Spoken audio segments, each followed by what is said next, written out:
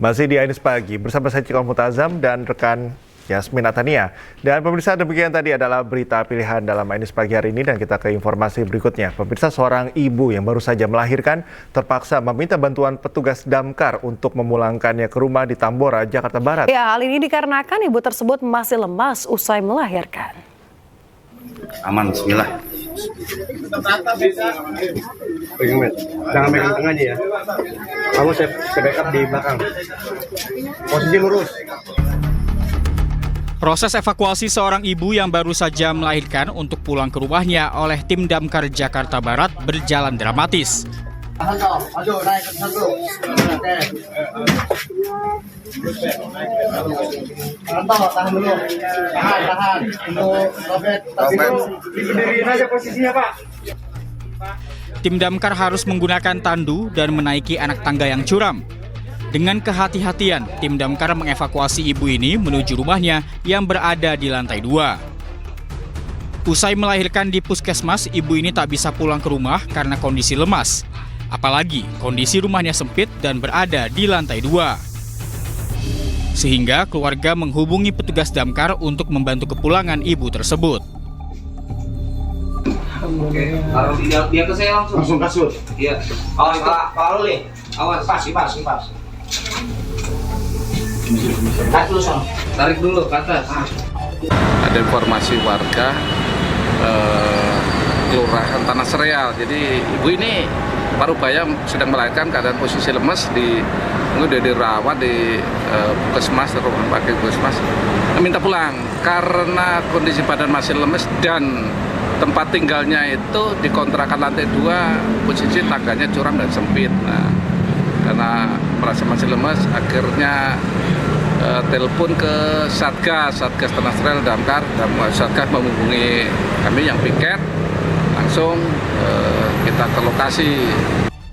Kini kondisi ibu dan bayinya mendapat pemeriksaan berkala dari puskesmas setempat. Dari Jakarta, Miftahul Gani, iNews melaporkan. Pemirsa, seorang ibu rumah tangga diculik orang tidak dikenal bersenjata api di depan rumahnya. Aksi komplotan tersebut dilakukan siang bolong dan terekam kamera pengawas. Aduh, gak ada plat nomor. Plat nomornya dicopot. Oh, pistol.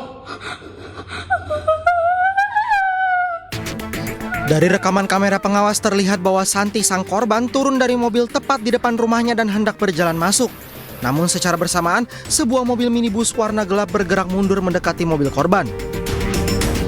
Tidak lama berselang, 2 orang pria turun dan seorang di antaranya menodongkan benda mirip pistol sambil menarik tangan korban yang secara langsung dibantu oleh pelaku kedua dan memaksa masuk ke dalam mobil.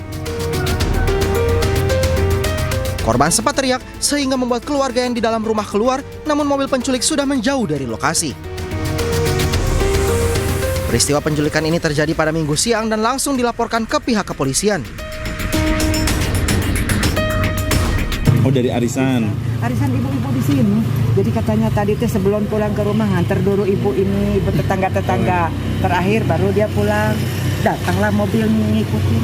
Oh, berarti emang udah diikut, nggak tahu. Jadi dia bawa kendaraan sendiri ya, Bu ya? Iya, itu tuh mobil merah. Arisannya pakai mobil merah. Diambilnya jam 12:30 katanya. Oh, diambilnya jam 12:30. Iya, Nah. di sini. Oh, tadi pas kejadian di rumah ada siapa aja, Bu? Ya, anak-anak aja. Anak-anak aja kan lagi libur ya. Anak-anak aja. Papahnya juga ada di atas katanya. Oh, papanya Sempat gimana? berteriak, Bu. Tadi Iya, lihatnya. Berteriak kan sambil nangis. Rumah korban yang berada di Jalan Sukanagara Asri dan tepat di samping rumah adalah jalan utama sehingga mobil para pelaku bisa cepat kabur. Dari Bandung, Jawa Barat, Mujib Prayitno, iNews melaporkan. Santi, 43 tahun, korban dugaan penculikan di Kecamatan Antapani, Kota Bandung, telah kembali ke rumahnya. Korban ditemukan oleh pengemudi ojek pangkalan yang langsung mengantarkannya ke rumah.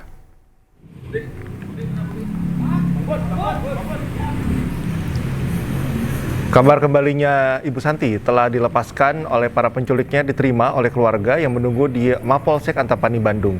Kabar gembira tersebut diterima sekitar pukul 8 malam atau sekitar 8 jam setelah peristiwa penculikan.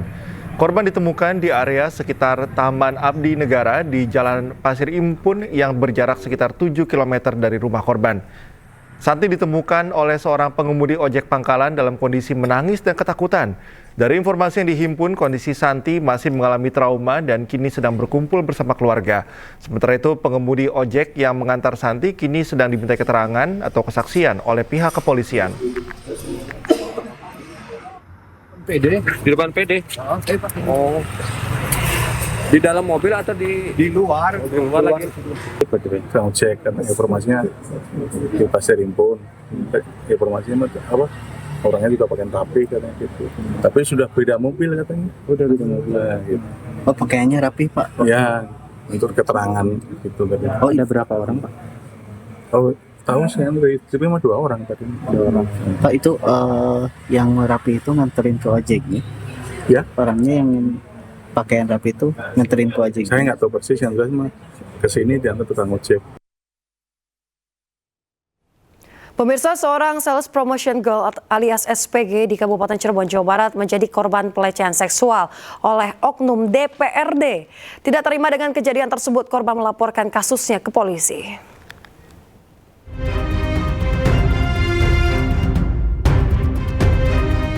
Sebelum melaporkan kasusnya, korban berinisial I terlebih dahulu memposting pengakuannya yang mengalami pelecehan seksual oleh seorang oknum DPRD Kabupaten Cirebon. Korban juga menyebarkan foto yang diduga pelaku berinisial MJ, hingga postingan tersebut viral di media sosial. Didampingi kuasa hukumnya, korban kemudian melaporkan kasus yang dialaminya ke Polresta Cirebon pada Sabtu kemarin. Didampingi kuasa hukumnya, korban kemudian melaporkan kasus yang dialaminya ke Polresta Cirebon selama hampir 5 jam. Menurut kuasa hukum korban, kejadian tersebut terjadi pada Jumat siang lalu, di mana korban yang merupakan SPG itu mengalami pelecehan di ruang salah satu fraksi di kantor DPRD Kabupaten Cirebon. Di mana klien kami itu diajak ke gedung terhormat, yaitu gedung perwakilan rakyat, di mana disitulah kejadian pelecehan itu terjadi, dan saksi-saksinya juga ada dari rekan kerja dari klien kami. Ya, mungkin nanti dari pengembangan apakah ada korban-korban lain atau tidaknya nanti pihak kepolisian lah yang melakukan penyidikan. Pihak pelapor berharap kepolisian dapat menindaklanjuti kasus tersebut. Dari Cirebon, Jawa Barat, Toh Iskandar, iNews melaporkan. Kita ke informasi olahraga, pemirsa. Indonesia terus mematangkan persiapan mereka menjelang laga perdana Grup B ASEAN Cup 2024 melawan Myanmar. Skuad Garuda berharap bisa mengawali turnamen ini dengan hasil manis.